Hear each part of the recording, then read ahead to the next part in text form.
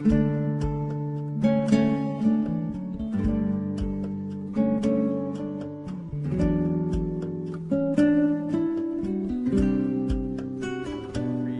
accept whatever theory you believe, you must hold to these three premises. It must fit the Bible. It must fit the existing evidence, and it must fit the laws of science. That applies to any theory. Therefore, if you look at the theory of evolution, it doesn't fit. If you look at the gap theory, it doesn't fit. If you look at the day-age theory, it doesn't fit. If you look at progressive creation, it doesn't fit. Does it make sense? Always keep that in mind. That's why I keep showing this slide. I want you to get these three things so that they're stuck here. It must fit the Bible, it must fit the existing evidence, and it must follow the laws of science, whatever theory it is. So far, we've looked at the mammoths, we've looked at the quantity of fossil fuels, we've looked at subtropical evidence for subtropical Arctic and Antarctic, megafauna and large dinosaurs. That's what we're going to look at today, okay? And then we're going to look at amber bubbles. Next time, much longer life living fossils, water above and below the firmament, no rain before the flood, George Dodwell, and evidence for an ice age post-flood. I wanted to show you this. I don't know if you can see this very clearly, I apologize, but this is a look at the top of the world. Normally I carry a globe with me, a large globe, and it's in our shipment of stuff, but it's somewhere between here and New York, and so I apologize, I don't have it. But I found this on the internet, and I wanted to show you this. This is a look at the top of the world. This is the Arctic. Here's the North Pole. This circle here is the Arctic Circle. Okay? This is Canada. This is Alaska here. Can you see that? Here is Canada. Remember I showed you Axel Heiberg Island? Fossil trees. There's a fossil forest on Axel Heiberg Island. This is Ellesmere Island right here. Here's the North Pole. This is Ellesmere Island. And this is Axel Heiberg Island right there. This green line here is the tree line. Can you see that? Here's the tree line right here. No trees grow north of the tree line. And if you go to the tree line, the trees are about this tall.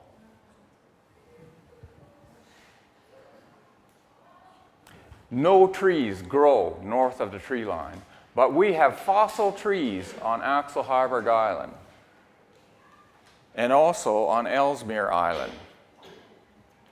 And this is what they look like. This photograph is from Ellesmere Island. Remember, Ellesmere Island is this island right here. These are fossil trees on Ellesmere Island. And notice something very peculiar. The trees are stumps from trees growing in the ground. These are not trees that drifted there from somewhere else. These are stumps, fossilized stumps of trees that were growing in the ground. And these guys, you see they're wearing heavy jackets because it's cold up there. No trees grow there. Just wanted to show you that. I also wanted to show you this slide again, and remember this one is a slide that I shared with you before last time. And I went home and looked at this slide, and I realized that what I had written on the slide made sense to me, but it might not have made sense to you. So I apologize. And so I went home and rewrote it. And this is what I meant to say, okay? This is talking about the mammoths. In order for the mammoths to have flesh on their bones, eyes and red blood cells well preserved, separation of water in the cells only partial, they had to be quick frozen. They had to be quick frozen. In order for them to be quick frozen, they had to be in the far north, where they are now found when frozen. Because why? Because remember, God opened the windows of heaven and He opened the fountains of the deep. Where Noah was, it was raining 40 days and 40 nights. But only in the north and in the south was it snowing and hailing and ice and storms. Only in the north and south. In order to be quick frozen, those animals had to be where they were found. Otherwise, they wouldn't have been quick frozen. Otherwise, the eyes would not be preserved. Otherwise, the red blood cells would not be in good shape. Otherwise, the water would have separated from cells. They had to be frozen where they were found. Does this make sense? Yeah, that's what I meant to say, and I apologize. Okay, that's what I wanted to say. In other words, they were frozen on location where they lived and where they ate. If they were frozen, quick frozen, where they lived and where they ate, then the region was subtropical. Why? Because, remember, the researchers said that some of the ones that have been found had subtropical vegetation in their mouths and in their stomach. So do you see what the evidence is telling us? The evidence is telling us that the North Pole and the South Pole were at one time subtropical. Make sense? Okay. Now I want to look at the megafauna. The megafauna, the large animals, okay?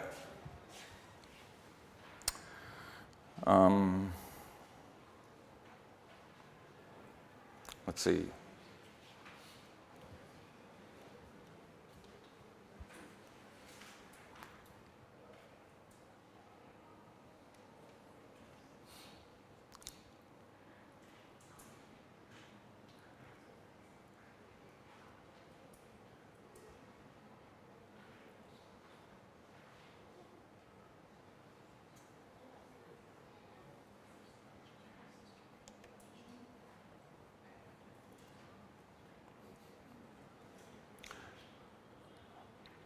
Excuse me just for a second. I just want to bring up some notes here, so I'm going to just change this screen.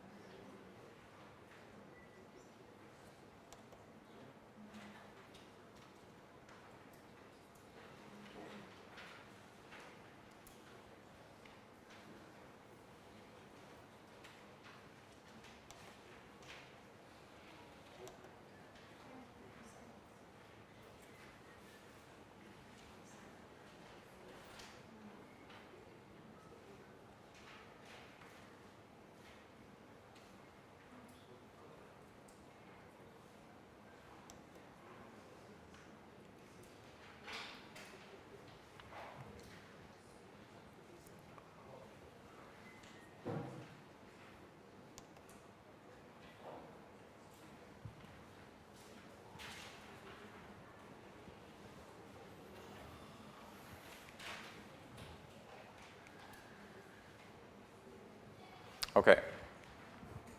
The megafauna, remember what we're talking about, is large animals. All right?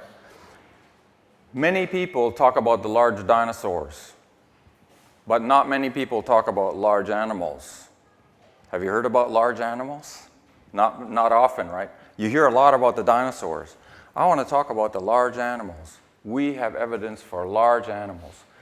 Conditions before the flood supported much larger animals. We know this because we have the fossils of large dinosaurs and other megafauna. We have the skeletons. Can you have a skeleton if we did not have an animal? Two have to go together, right? So I want to show you the evidence for the large animals. This is a giant nautiloid.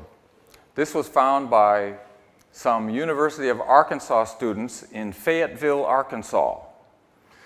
Let me show you where it is. I don't know if you can see it. It's right here.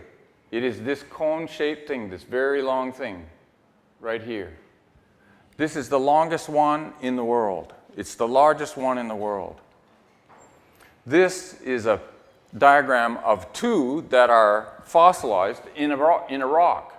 This is not that one, okay? This is not that one that I showed you, but this is in China, I believe, and this is a piece of rock, and this is two of those in that rock.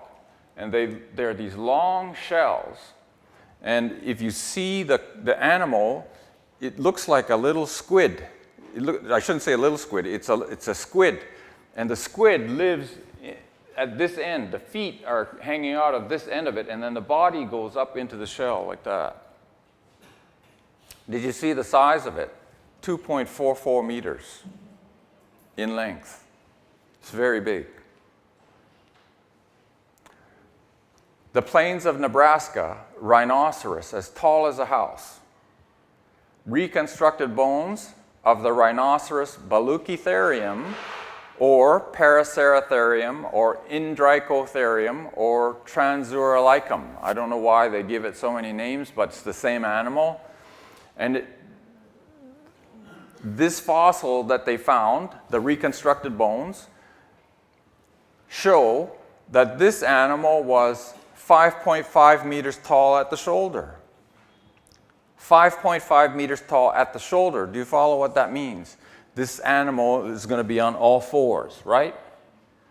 And the height from the ground to the shoulder here will be 5.5 meters. It's a large animal. A fossil shark from the genus Carcharodon is approximately 3 times longer than the largest living shark in the same genus, the 6.7 meter great white shark. 6.7 meters is the length of today's shark. We have great white sharks that are 6.7 meters long. This shark fossil, this fossil shark that was found, is 3 times longer. The fossil shark is 20 meters long. Is it big? It's huge, 20 meters. Osteodontornis was an oceanic bird related to gannets and cormorants, but had a 4.6 meter wingspan. In the Miocene of Argentina, Big Bird was a somewhat vulture-like bird with wings equivalent to those on a Cessna airplane. Big Bird would weigh approximately 90.7 kg, and while standing could look a 1.8 meter man straight in the eye. If Big Bird was right here, I would be looking right at his eye level, right there. No other known flying bird approaches the size of Big Bird. This is from Fossil Giants of the Ancient World. Fossil Giants of the Ancient World by Leonard Brand. Leonard Brand taught at Loma Linda University. Are you familiar with that place? Leonard Brand, professor at Loma Linda University. No other known flying bird approaches the size of Big Bird. Giant dragonfly.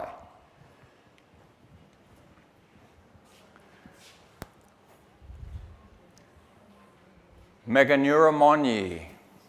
I don't know if I pronounced that correctly. Dragonflies are found in the fossil record with a 2.5-foot wingspan. Do you have dragonflies in Singapore? Yeah, I see lots of them around like botanical gardens. How big are they? Right? It's about like that, correct? These fossil dragonflies they found, the wingspan is like this. 75 centimeter wingspan. Giant beaver fossils. Estimated weight, 218 kilograms. Estimated length, 2.5 meters.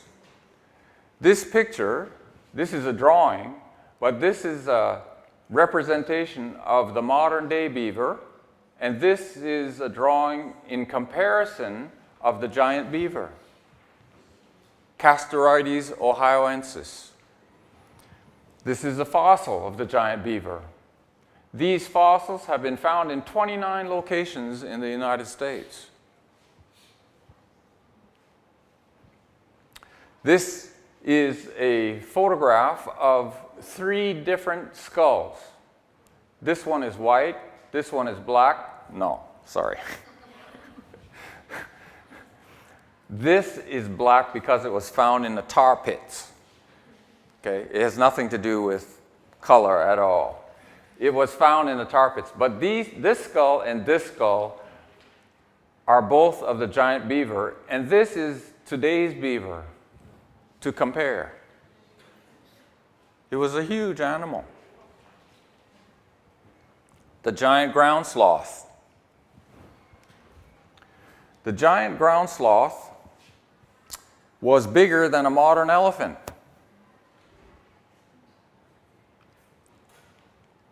Anybody know how big a modern elephant is? If you go to the Singapore Zoo, you could see an elephant, right? How big is it? Anybody know? Average elephants. Sorry? Anybody?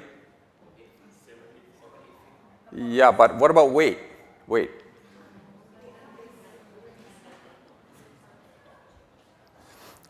The modern elephant, and forgive me because I don't have this in metric, okay, but the modern elephant weighs, the average elephant weighs 2 tons, 2 US tons, 4,000 pounds. A large elephant today weighs 5 tons, 5 US tons, 10,000 pounds. That's a large elephant, okay? And the biggest elephant on record is 10 tons. I'll show you that again later. The biggest elephant on record is 10 tons. Here we have a 4.3 meter Australian land turtle, a bear-sized beaver, and a 4.6 meter glyptodon as large as a brown bear. I'm not sure exactly what a glyptodon is, but it was some animal as big as a brown bear. And again, this is from Leonard Brandt, chairman of the Department of Natural Sciences at Loma Linda University. Harlan's ground sloth, the largest and most common ground sloth found at Rancho La Brea tar pits. I don't know if you know what the tar pits are, but tar pits are places where oil settled and evaporated and turned into thicker tar-like substance, and then animals walked in and fell in there and got trapped in there. The La Brea tar pits are found in Los Angeles, California. The largest, most common ground sloth found at Rancho La Brea is Harlan's ground sloth. It stood over 1.83 meters tall. It weighed 1,587.6 kg. It was huge. Here is a Baluchitherium. Remember the rhinoceros on the plains of Nebraska? This is the one. This is the skull of the Baluchitherium compared to a man. And here is an artist's drawing of what the animal looked like, what they think the animal looked like. They think it looked like this. Here's a baby here, the mother apparently. Remember this is not a dinosaur.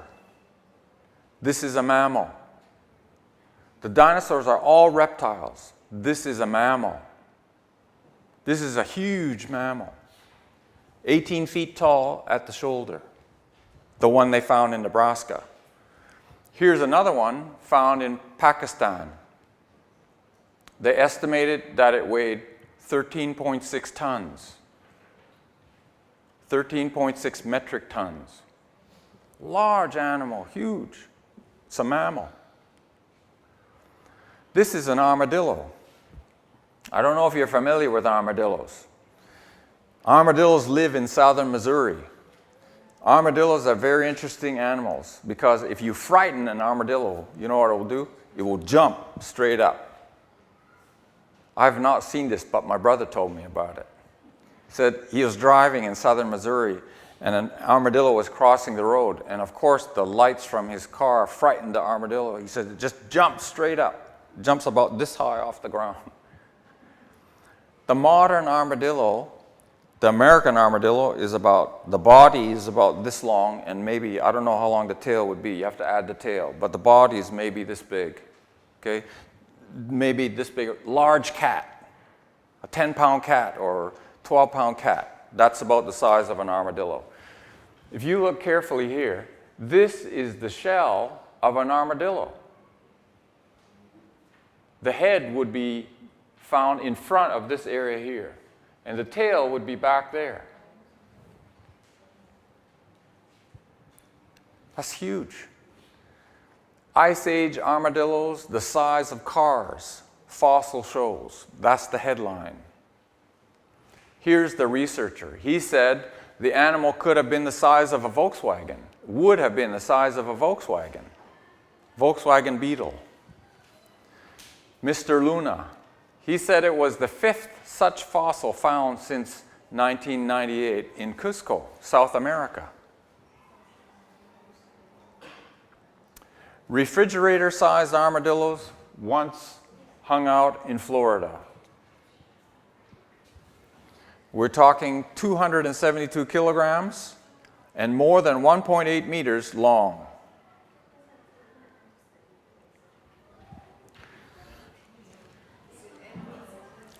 This is everybody's favorite insect, is that right? You recognize it, right? Greatest enemy? You recognize it, right? This is a cockroach. Now, this is a specimen that has been preserved by somebody because the feet don't look right, but this is a modern-day cockroach. You see that? Here is a fossil cockroach here. Do you see it? This is a fossil cockroach here. Imagine having one of those fly into your house. Fossil cockroach. Was it big? It's huge. It measured 9 centimeters. It dwarfs the modern American cockroach, which averages 4.5 centimeters in length. Phobaramus pattersoni.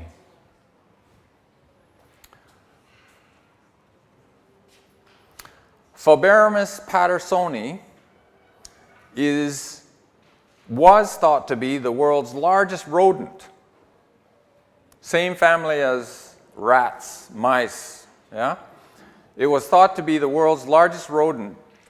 It's related to guinea pigs, roughly the size of a buffalo. The largest rodent that ever lived, Phobaramus pattersoni, weighed 1,545 pounds, 700 kilograms. Now, I was on internet just the other day, and they found a larger one. They found a larger one. This one is called Josephus artegasia monesi, and the weight was approximately 1,000 kilograms, discovered in Venezuela.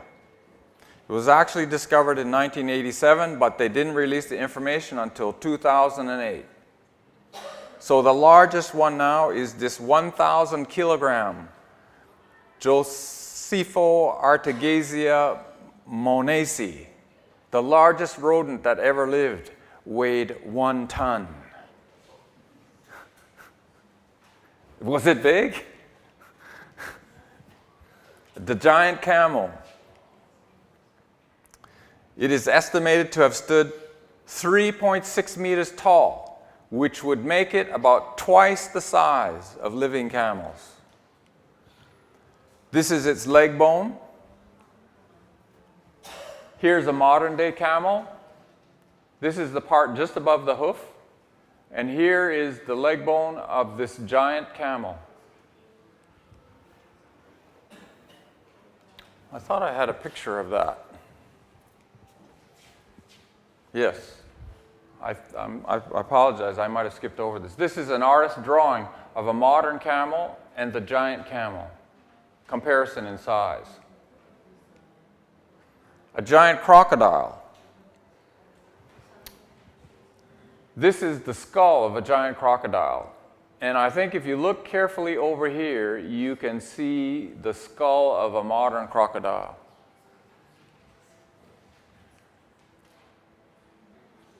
That skull that you saw, Peruvian explorers have discovered the fossilized remains of a giant 46-foot, 14-meter-long crocodile deep in the Amazon jungle.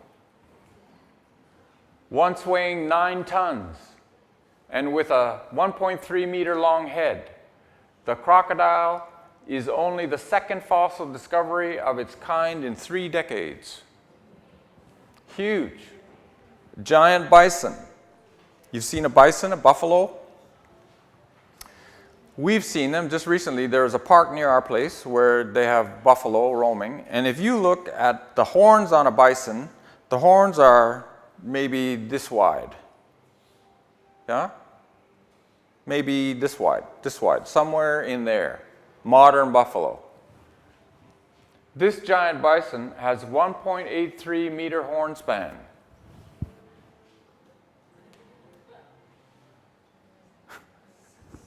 From here to there. That's the skull of the giant buffalo, giant bison. Dromornis sturtoni.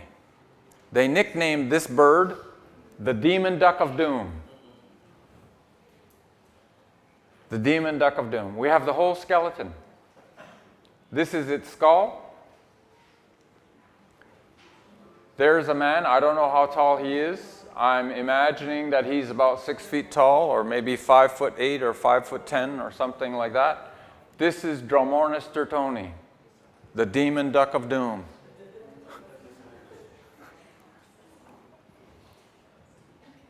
Was it big? Have you seen any ducks this big recently?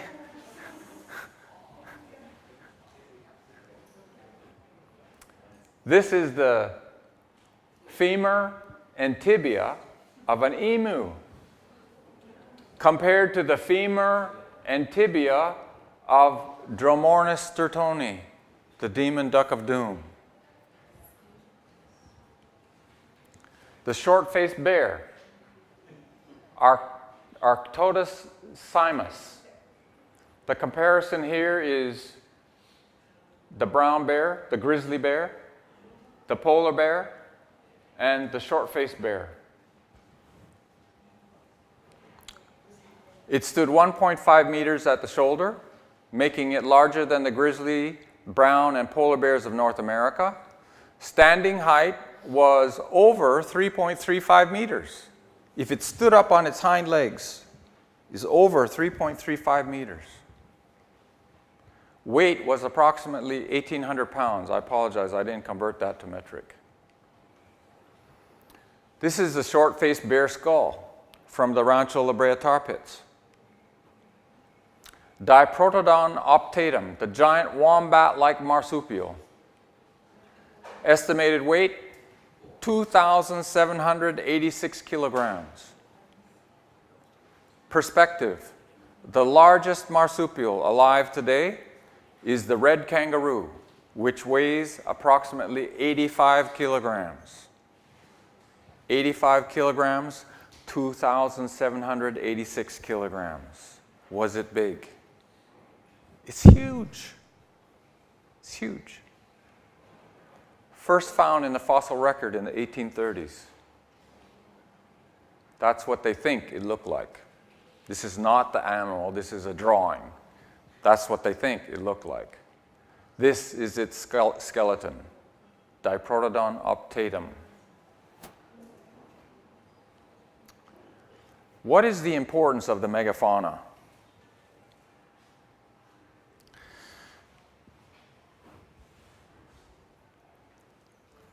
What the skeletons show us is that there were insects, birds, and mammals that were gigantic compared to today's standards. Not only dinosaurs. Dinosaurs were big. We're going to look at some big dinosaurs. But not only dinosaurs were big. The insects, the birds, the mammals were all big. And man was also big. all men who lived before the flood were giants. There were no small people before the flood. All of the people before the flood were giants. That's why the insects, the mammals, and the birds were also gigantic. That's why the dinosaurs were also very large. The dinosaurs are all reptiles. Most people know about the size of the large dinosaurs, but not many people realize that there were giant insects, birds, and mammals that also lived before the flood. That's why I want to show you the megafauna. And I haven't shown you all. Go online and do a search. There are many, many more that they have found. Look up megafauna. You'll find all kinds of them. And they're making new discoveries all the time. The creatures that lived, the animals, the insects, the birds that lived before the flood were gigantic. That's what I'm trying to impress upon you. The large dinosaurs. Okay, let's look at the large dinosaurs. I have a lot, and I want to go through them very quickly. I don't want to spend a lot of time on them. We all know that they're there. What I want to impress upon you with the large dinosaurs is that they lived. How do we know they lived? We have the skeleton. You can't have the skeleton if the animal didn't live, right? So I want to go through them rather quickly because everybody knows about them. And I want to show you what I think about them, okay? Here's a Brachiosaurus bone, leg bone. Here's a human leg from the foot to the knee. Can you see it? It's a little dark there. There's a human leg from foot to knee there. This is a Brachiosaurus leg bone. Here's a Brachiosaurus skeleton. Can you get the perspective? Here's the tail. There's the head. This is a 2-story building.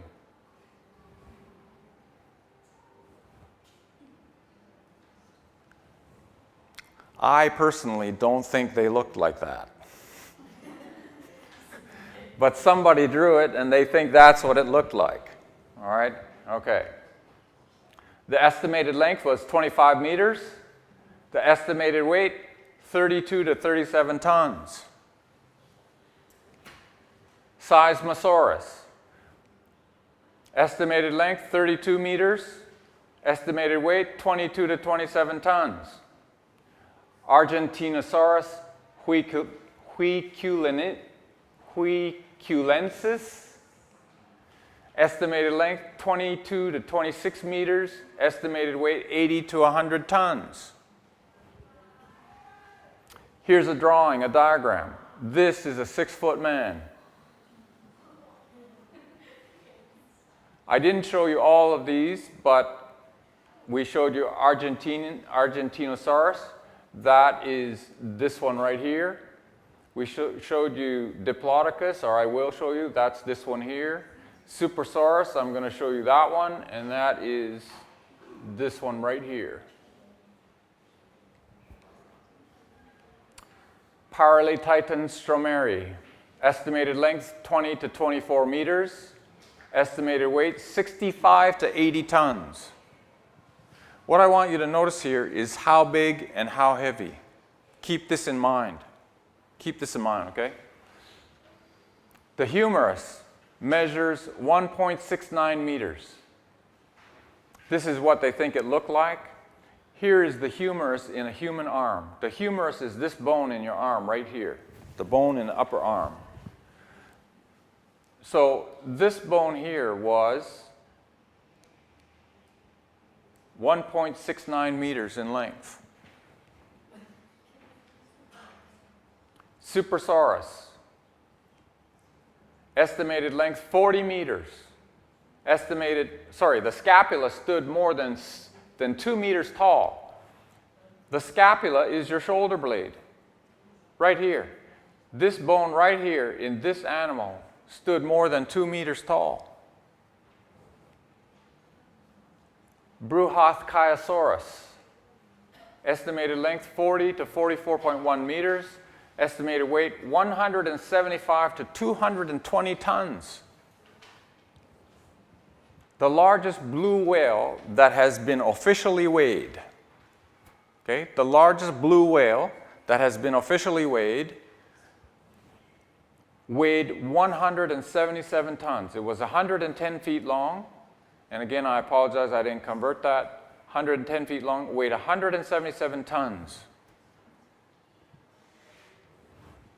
Bruchhaskiosaurus was longer and heavier than the largest animal that is alive on Earth today. Diplodocus, estimated length 27 meters, of which 6 meters is neck. Estimated weight 10 to 16 tons. This is what somebody thinks it looked like. Here's the tail. And interestingly, with the tail are these bones here. Scientists believe that these bones were necessary because the tail was so heavy that it needed some kind of support as it dragged along the ground. Here's the skeleton of the whole thing. The end of the tail is right there. It comes down here like this, and the head is way over there. Mamenchisaurus. Mamenchisaurus was found in China. The estimated length is 22 meters. Half of that is neck, 11 meters.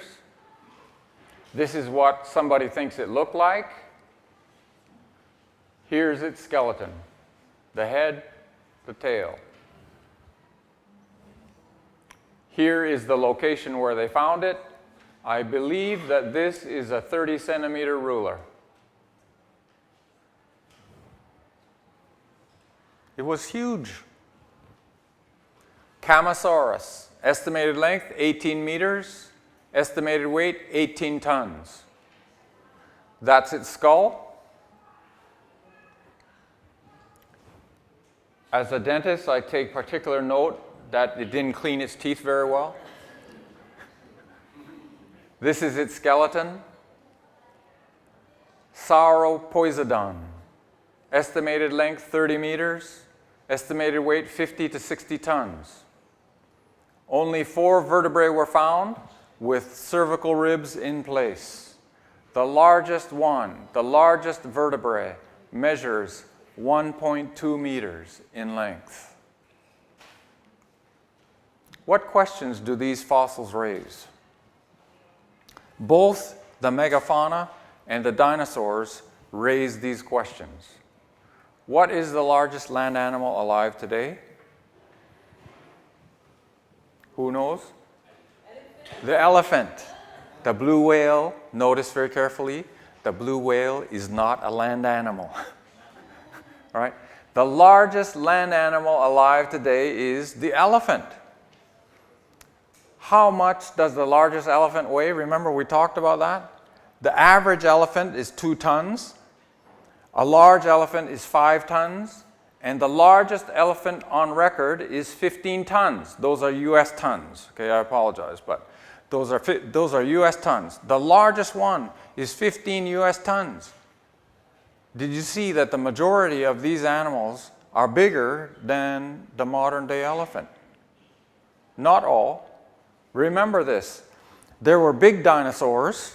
I've shown you a whole bunch of big dinosaurs, but remember that there were also a lot of small dinosaurs. People who study dinosaurs say the majority of dinosaurs were small. The average size dinosaur is, do you know how big? Yeah, I've heard between chicken and sheep, the average size dinosaur. So these are the exception to the rule. These are really big, okay? But what I want you to notice is this. God has left us evidence. And what does the evidence tell us?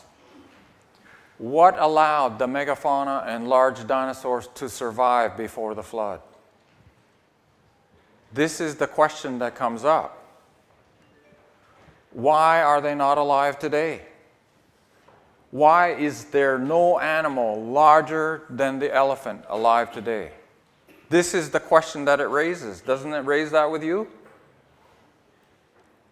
Why only 5 tons? Why 10 tons, the largest one on record. Why only 10 tons? Why not 20 tons? Why not 60 tons? Why only 10 tons, the largest one? Why 5 tons, big ones? Why not larger? Why are there no land animals larger than the elephant alive today when we know that many much larger land animals, both mammals and dinosaurs, lived before the flood? The conclusion? Land animals larger than the elephant cannot survive under present atmospheric conditions. Does this make sense? They cannot survive. That's why we don't have them anymore. That's why we don't have those large mammals anymore. That's why we don't have the large dinosaurs anymore. They can't survive under today's present atmospheric conditions. Okay, that gives us another conclusion then, does it not?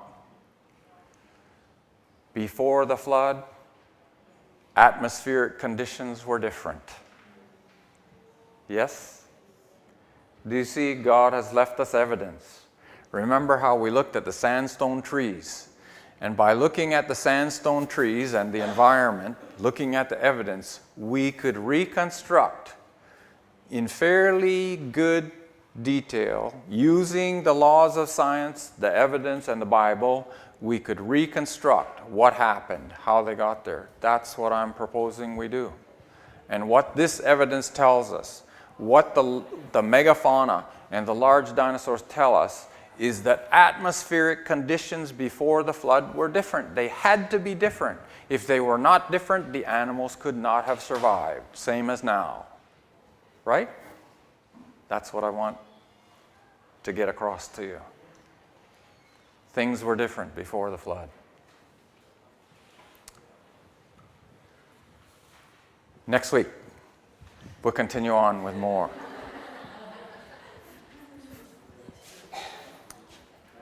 Joan, I know that you asked questions about dinosaurs in the Bible, and I have it in the next section. Okay, I wondered whether I have in this section, but it's in the next section. It's in the section on the theory for creation. Okay, so if you don't mind, we'll hold that till then. Are there questions?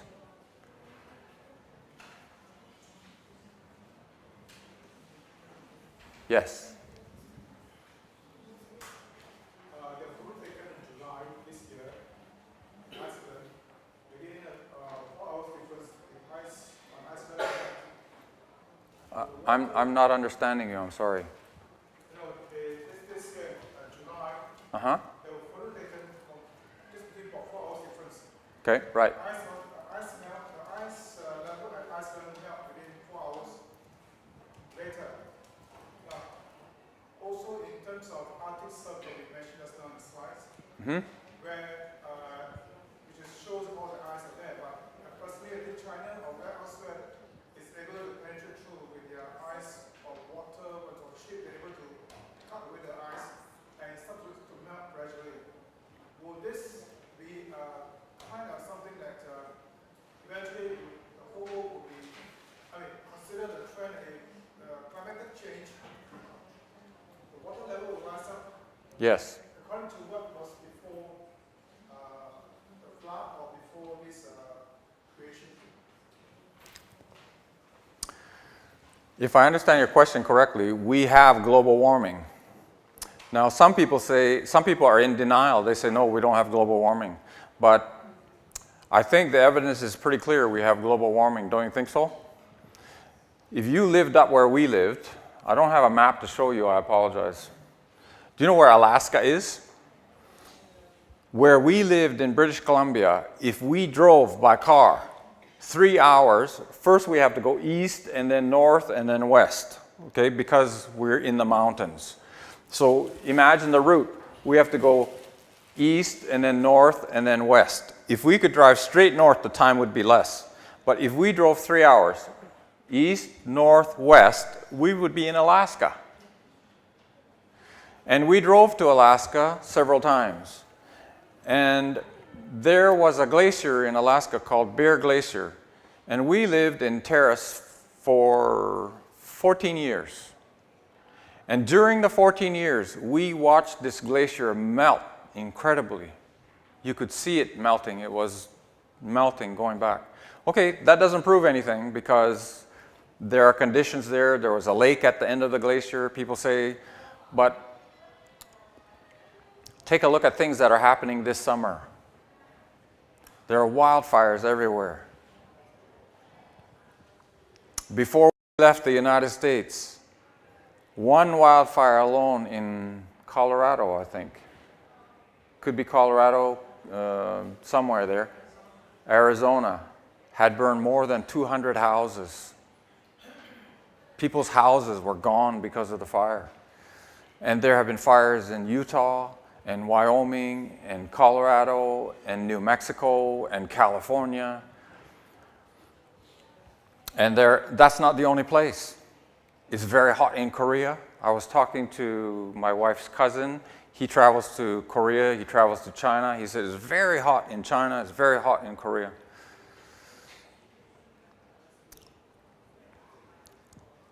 I don't have proof to tell you that global warming is taking place.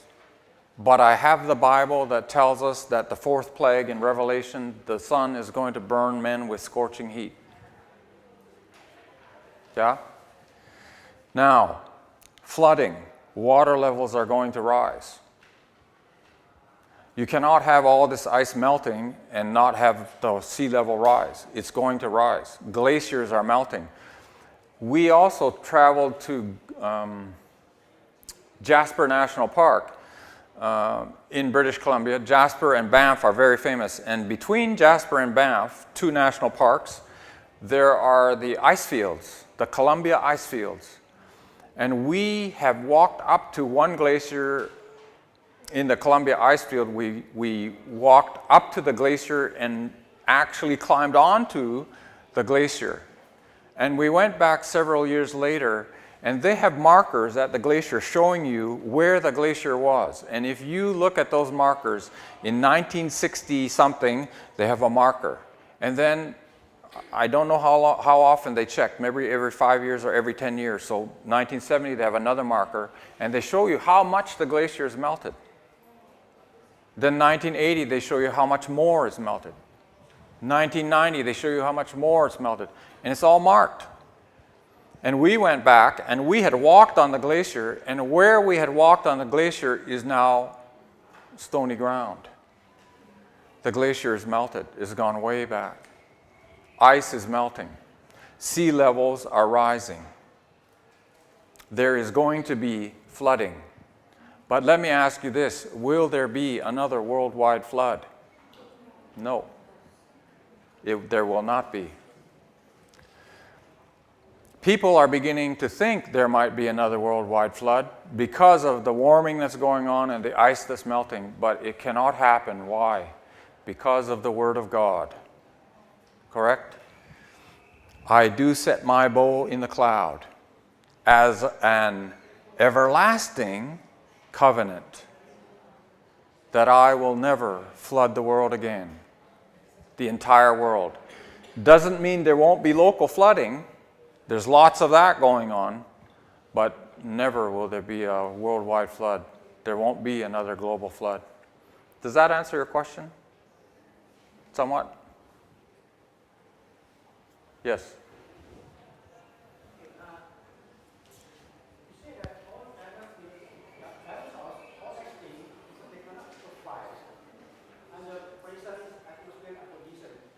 Right. So maybe the other one is going to say they were not destroyed by flood itself. So to me, this statement is quite controversial in the Bible. Then I'm going to say... I don't know if I'm understanding you correctly. You're saying that I'm saying that they died because of different atmospheric conditions. Yeah? They were not destroyed by the flood itself. So it means it's not, the statement is not answered by what scientists believe. Yeah. There's a sudden death to the dinosaurs. Yeah. There's a catastrophic situation. They all get suddenly. Yeah. Can I clarify that a little bit? Sorry, did you... Not all going to die at the same time. Right. You're right. Yes, absolutely. Remember this, there was a guy who built a boat. His name was Noah. Sorry, I don't mean to be facetious. Remember this. I want to make this clear. The majority of animals and man, all men except for Noah and his wife and 3 sons, died in the flood. All men died in the flood. The majority of animals also died in the flood, except for 2 of every unclean animal and 7 of every clean. Yes? What I'm talking to you about is not a dilemma. If you think about it carefully, we have all of the different dog breeds that we have today, including wolves and wild dogs and coyotes and dingoes, from the 2 dogs that Noah took into the ark. Did Noah take dinosaurs into the ark? That's the question, isn't it? Did Noah take dinosaurs into the ark? And the answer is yes, he did. And I'll show you that the Bible talks about them. We have evidence that they lived after the flood. And the dinosaurs that lived after the flood had to come from the ones that Noah took into the ark. Okay? Now, something else that I want to clarify, because there are some people who say, well, if Noah took a 200-ton dinosaur or a 100-ton dinosaur or a 60-ton dinosaur in the ark, there was no room. Yeah? But remember this. There are big dinosaurs and there are small dinosaurs. Nothing told Noah that he had to take a big dinosaur. Right? Why would Noah take a big dinosaur if he could take a small dinosaur? In fact, God is the one who sent the animals. So God could have sent a juvenile dinosaur, could he not? God could have sent a small dinosaur. You know, maybe a ton or maybe a couple of tons. Sent the small dinosaur. Noah could have kept it in the ark and then it survived after the flood. And I'll show you further evidence in the future, in future presentations. I'll show you that we have evidence for the existence of dinosaurs after the flood. Okay? And these dinosaurs did not survive the flood. No. All of the dinosaurs were destroyed except for the ones that Noah took into the ark. So all the dinosaurs that lived after the flood had to be descended from the ones that Noah took onto the boat. Yeah. Yes? What do you think of carbon dating and some other thing which is, people, scientists say it's scientific. Right. Versus creation theory, which is considered as non-scientific. Yeah. Let me say a couple things. Remember, there's true science and false science. Remember that God is the author of all scientific laws. I want to make that very clear. No man authored any scientific law. Take any scientific law. Which one do you want? Law of gravity? Did we make it? No. We discovered it, correct? But who made it? God. Take the law of photosynthesis. Here's the law of photosynthesis.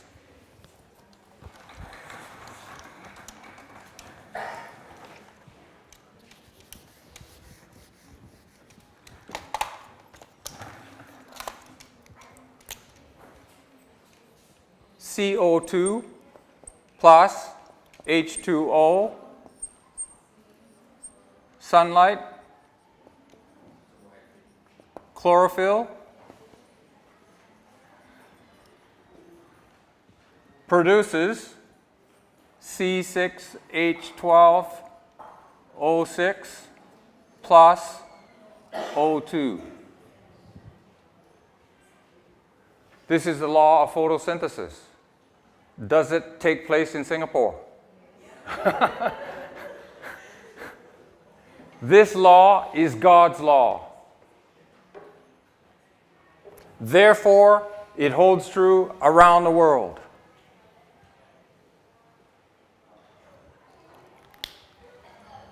Any law that is God's law cannot be changed by man. Now, there are man-made laws, correct? Example, in Singapore, in the United States, we drive on the left side of the road, and in Singapore, you drive on the right side of the road. That's a man-made law. So, therefore, in Singapore, I can say, let's drive on the right side of the road. Let's make a law that says we're going to make cars right-hand drive, correct? Right-hand drive, yeah. So Singapore, we're going to have right-hand drive cars. In America, let's make cars left-hand drive. That's a man-made law.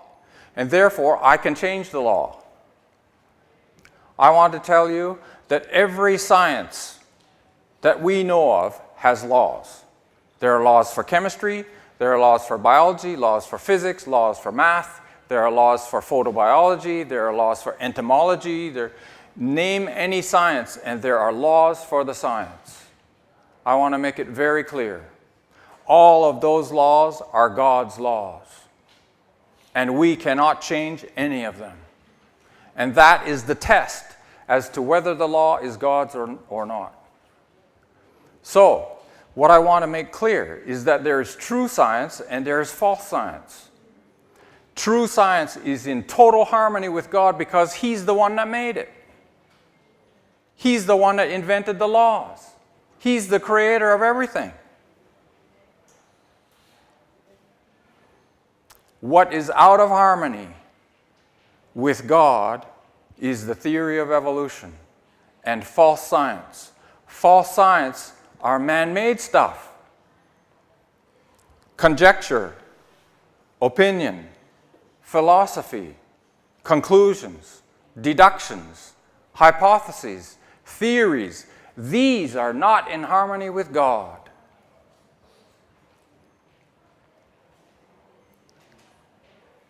But God and science cannot be out of harmony. It cannot be. And you can test it. Because if any law was created by God, we may have discovered it. We may have discovered it. The laws of thermodynamics were discovered by Newton. So we have the second law of thermodynamics. Remember, we talked about that. God created that law, and therefore we cannot change it. If we could change the second law of thermodynamics, I would be the first one there. I don't like being 60, I like being 20. The reason I am in the shape I am in at 60 is because of the second law of thermodynamics, which I cannot change. Because it's God's law. Does this make sense? So I want to make that very clear. We have got to understand the true science and the false science. And we have got to understand that God's laws and science are in harmony. I don't know, I forgot the second part of your question, or I'm sorry. Carbon dating, yes. I'm going to talk about carbon dating in specific later. So can we hold that off? Do you mind? I'm going to talk about carbon dating particularly. Now, I haven't looked at some of the other dating methods because there's also uranium lead and something argon, I forget. There are a number of different radio dating methods, and I haven't looked at all. But I've looked at detail at carbon dating, and we're going to address carbon dating, you'll see.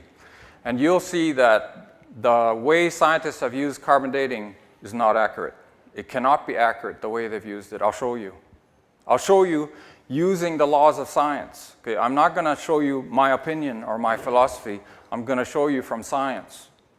Okay, I have slides and we'll address it later. So if you don't mind, we'll hold that one. Okay, a little bit later. Yes, Dave? The story about Bigfoot. Bigfoot, yeah. Well, remember when we talked about amalgamation, there are two laws that the devil cannot break, and we cannot break them either. One is what? No kind can cross with another kind. God's law, Genesis 1, right? everything will reproduce according to its kind. Okay, so no kind can cross with another kind. There cannot be half man, half something else. Not possible, according to God's law. And the devil cannot create life. So can the devil create strange creatures? Not really. He can't. Can he cause an illusion? Sure. Yeah, he can. They've taken photos, but I have not seen any that can be verified. Do you know what I mean? And today with software, I can make all kinds of photos too. I can show you amazing things on a photograph using Photoshop. You can Photoshop things in. So yeah, you know what? When we look at the reason for the demise of the dinosaurs, I'm going to show you. I doubt if there are dinosaurs alive today, unless they live in water. Okay, if they live totally in water, maybe there are some that survive, but they can't live on land. They can't because the conditions are not right. They won't survive. The same goes with Nessie. I think there's some shape taken of shape of dinosaur. Sorry? The Nessie, Loch Ness, I'm talking about. Loch Ness, yes. Same thing for Loch Ness Monster, yeah. It's possible if it's a water dinosaur that it could survive. If it lived totally in water, it's possible it could survive, but that's the only way it could survive, okay? It can't live on land. Atmospheric conditions prove that it can't live on land. That's why we have no other large animals. Is it a true story? I don't know. We have to do a lot more research.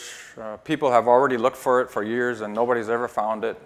So, but, Yes, David, you had a question.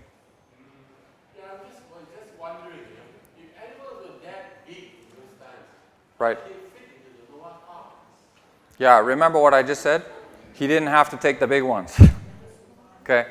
He could have taken the small ones. He could have taken the teenagers or younger. And God would have arranged all this because remember, it wasn't Noah. Noah didn't go out looking for the animals. God sent them.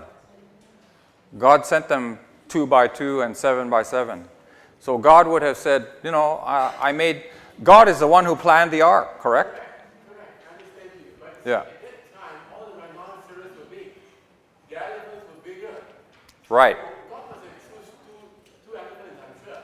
But Yes. big ones, because there were no small ones at that time. Yeah, but just a minute though. Just a minute. Change your thinking a little bit. Were there baby elephants? Oh, yeah.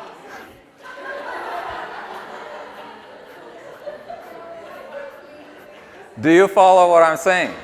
So, do you see with any creature, God could have done that? God didn't have to take the big ones. He could have sent the babies, right? And the babies have to start from small and grow bigger. Yeah. Yeah, could have been the eggs, God could have sent eggs. Yeah, it's possible. Any other questions? No? I hope it's been a blessing for you, and I want to continue to help you to. My whole point is to strengthen your faith in the Bible account that God created the world. He created everything just as He said He did in 6 days and rested on the Sabbath. The memorial for creation, right? I want to strengthen your faith in that regard, and I'm hoping that that's what we're doing. Okay? Make sense? Yes, Pastor. Yeah, my question is, I found it very interesting and quite confusing at the same time.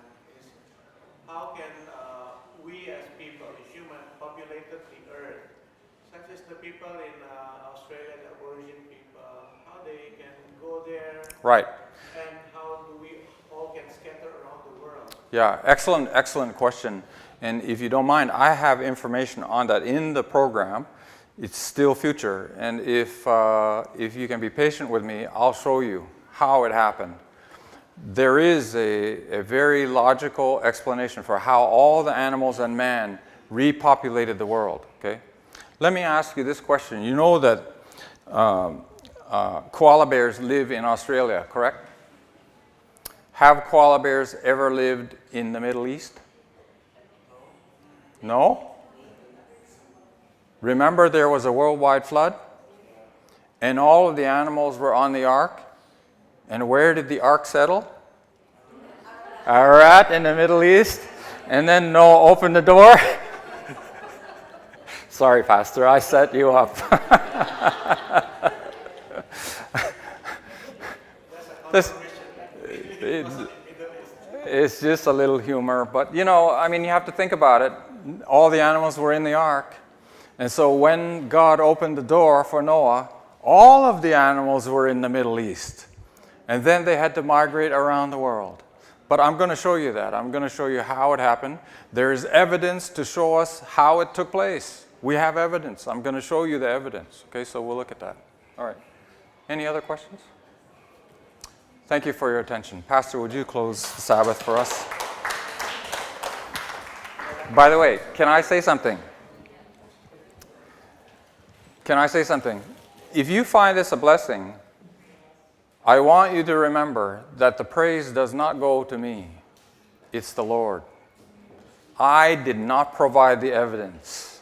And I want to tell you even further that I did not have the wisdom or the ability to gather all the evidence. I want to tell you that the Holy Spirit got me to look at the stuff, and He told me, remember this, remember this, remember this. And so the stuff that I'm showing you, I've gathered over the past 30, 35 years. And then I'm putting it all together for you. But I'm not the one responsible for it, and I don't deserve the glory. The glory belongs to the Lord. Okay, so pass it that way. But thank you.